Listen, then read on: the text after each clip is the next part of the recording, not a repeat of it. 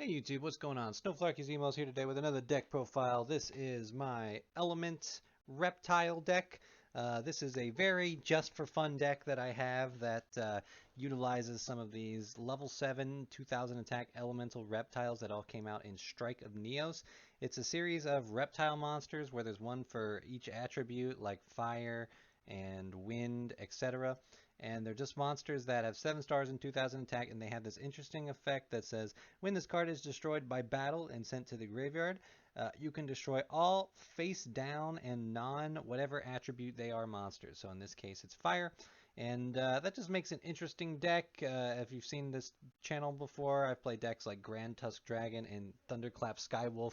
And this is just another deck of that similar strategy where we're just constantly board wiping continuously. And this is just a weaker, more fun, casual version of it that utilizes some of these monsters, which just have some of my favorite artwork in Yu-Gi-Oh! So with that said, let's get into the cards. So, starting with our monsters, I am playing 2 copies of Firestorm Prominence. This is probably my favorite of all the elemental reptiles, and definitely one of the most useful, being that it's fire. Like all the other reptiles, it's got 7 stars and 2000 attacks, so not easy to normal summon, but that's okay. We're mostly going to be bringing this card out from the graveyard. And what's really cool about this is they all can continuously board wipe the board whenever they're destroyed by battle. And that's definitely something we will be proccing. And so it's pretty sweet. Firestorm Prominence pops all face down and non-fire monsters. And given that fire decks aren't that common, definitely one of the ones we're more likely to be using. Next up, I'm playing 2 copies of Destruction Cyclone, probably the next most useful, given that this is the wind guy. When this guy's destroyed, we're going to pop all face down and non-wind monsters on the field, which is pretty sweet. Next, I'm playing 1 copy of Silent Abyss. This is the water one, so when he's destroyed by battle, he sends all, water and all face down and non-water monsters to the graveyard. Got 1 copy of Raging Earth, which is nice. This is the Earth one, and what's nice about having a variety of these is you can always just summon which one works on a certain matchup, and that makes it pretty useful. So Raging Earth is cool. And last, we're playing 1 copy of Radiant Light. Of Radiant Spirit. This is one of my favorite artworks. Given the light turtle, and this is just the one that says when this card is destroyed, we can destroy all face down and non-light monsters. So definitely a pretty cool array of cards to have. And this is a trap heavy stun style deck, so we want a very low monster count. So that's it for the monsters. Next, we are getting into our spells. I am playing 3 copies of Snake Rain. Snake Rain here is definitely the reason this strategy works at all. We can discard 1 card from our hand and send 4 reptile monsters from our deck to the graveyard. So all these monsters I talked about are reptile monsters. And so we want to just dump them all into the graveyard. If we have one in our hand, we can send it and send 4 others, and that gets them all out of our deck, gets multiple copies of them to be brought from our graveyard. So this is definitely the card we always want to see turn 1, and don't want to see this ashed, but that's a risk we have to take to play this deck. Next up, I'm playing 3 copies of Pot of Extravagance. Now, everything is level 7, so we can use our extra deck, but I find it more useful to just get extra cards out of it. We're going to banish 6 of those extra deck cards face down to draw 2 cards, because we draw 1 for every 3 we banished. Can't use any other drawing effects, but that is not a big deal. It's worth digging deeper into the deck. Next, I'm playing 3 Pots of Duality. Very important. We want to see Snake's Rain, or we want to see one of the floodgates that's going to shut our opponent out of the game. And Pot of Duality helps us do that. We can special summon on our turn, but we definitely don't have to, and certainly not on our first turn. So Pot of Duality is just a nice card we have. Look at the top 3 cards of our deck, add 1 to our hand, shuffle the rest back in instead of special summoning. And last, I'm playing one card of Demise, a good card to have on reload because we are playing a primarily trap card based deck. So when we draw up to 3 cards and have to get rid of them at the end of the turn, it's all right. They're spell and trap cards. We're going to be setting most of them so that we don't lose them. And what's nice about this is if we draw into any of the extra reptiles, then that's fine. We're going to send them to the graveyard, which is where we want them to be anyway. So overall, just a great card for this deck. And that is it for the spells. Next, getting into our trap cards, we are starting off with our revival traps. I'm playing 3 copies of Back to the Front. Back to the Front is a trap card that just says target a monster in our graveyard and special summon it in defense position. That's pretty nice. All these monsters can come out, and they only have 1500 defense, so they can't easily be run over, but that's okay. We want them to get run over, because if our opponent runs them over, they got to wipe their board, unless they all control all monsters of the same attribute as the one we summon. So we just summon the one that is the attribute that will wipe their board.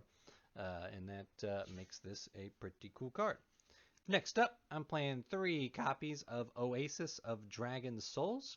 Oasis of Dragon Souls here is a continuous trap that just says activate this card by targeting a monster in your graveyard, special summon it in defense position. It becomes a worm monster, which isn't a big deal because the reptile aspect is only really necessary to get them out of the deck with Snake's Rain. And of course, when that monster leaves the field, destroy this card. So, pretty cool, pretty fine. Just another trap card to revive our monsters so that we can either attack with them or we can have them to wipe the board. Next, I'm playing 3 copies of Call of the Haunted. Continuous trap. We target a monster in our graveyard, special summon it in attack position. Then when that monster is destroyed, destroy this card. And of course, if this card is destroyed, then we destroy that card as well. So, yep, not bad. All these cards can help pull out our elemental reptiles, and having them sit on the field is annoying because if we pull them out in the battle phase, then our opponent has to stop attacking or attack and get their board wiped, and can be very annoying, very disruptive. Good to have. Next up, I'm playing 3 copies of Torrential Tribute. Torrential Tribute is honestly like basically a copy of one of these reptiles, just another way to have the board wipe nuisance continue. And Torrential Tribute is very important because, we have our elemental reptiles, of course, and they only have up to 2000 attack, so unless we play Moon Mirror Shield or something, which I often do side in here for occasions when it's needed, your opponent can easily just have a defense position monster that's bigger than 2000, and then we can't even self-destruct our elemental reptiles to blow it up.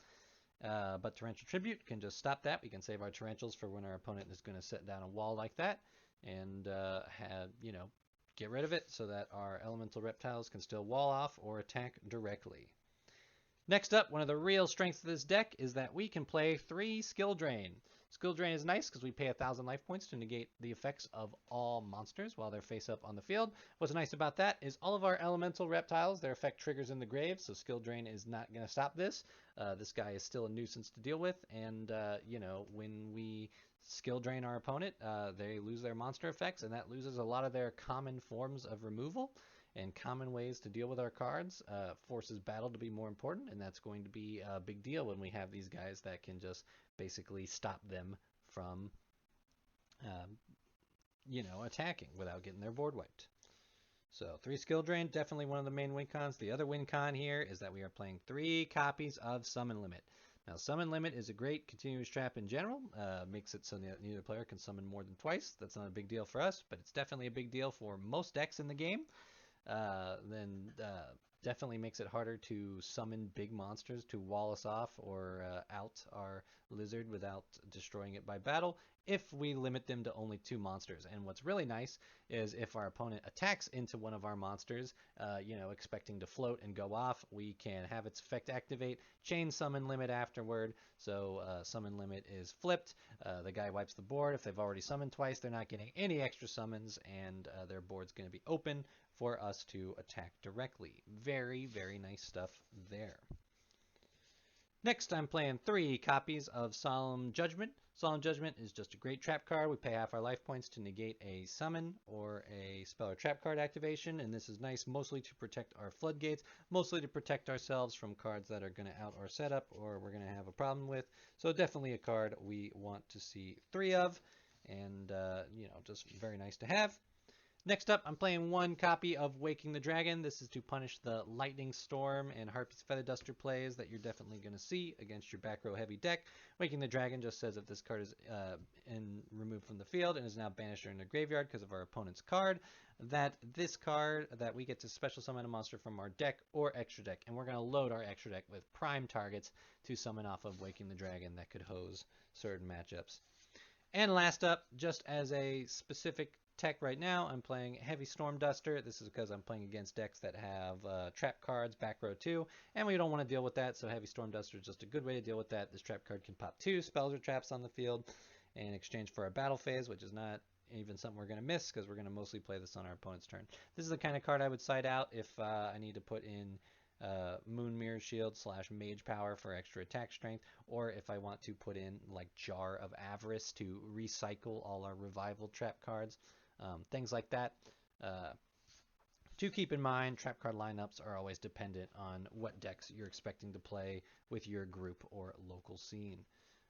But that is it for the main deck.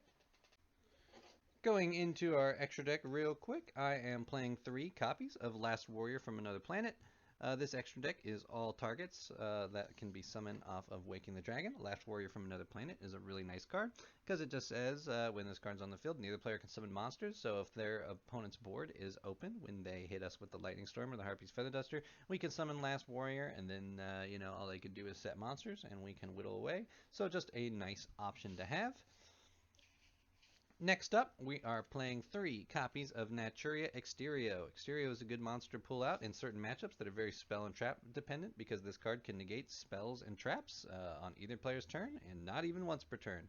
All you have to do is have a card in the graveyard to banish and then send the top card of your deck to the graveyard. So as long as you have that set up, you can keep banishing spells and traps infinitely. So if a matchup is very dependent on their spells and traps resolving, they are not going to like to see that card.